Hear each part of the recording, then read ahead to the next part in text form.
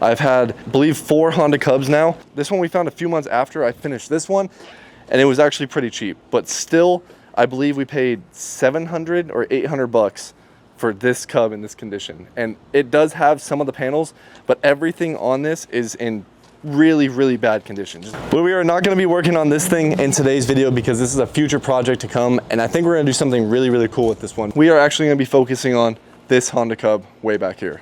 Hopefully I didn't scare you too much talking about the price and how hard these things are to get, because they are some of the coolest and most funnest bikes to rebuild. And you're gonna see that today. When we originally picked this thing up from my friend, it was not running at all. Took this thing all the way down to the bare essentials, got this thing running, completely rebuilt it, and brought it back to life. And now it is sitting in a mint condition, running perfect, and looks amazing.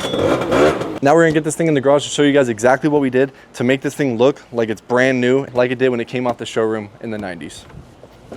So we are jumping back to 2 weeks ago when I first pulled this Honda Cub into the garage.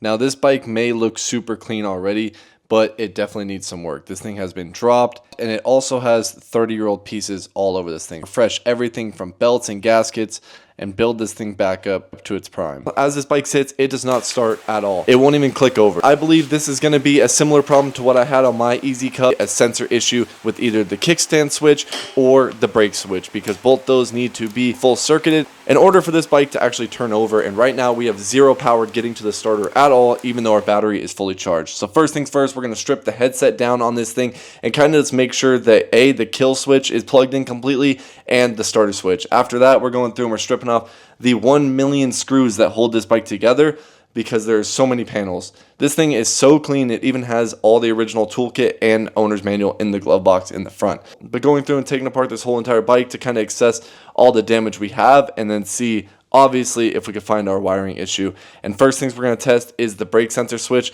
So I took a little wire and just stripped both ends of raw wire, and we're plugging it into both ends of the switch to see if we can loop the circuit and make it actually start.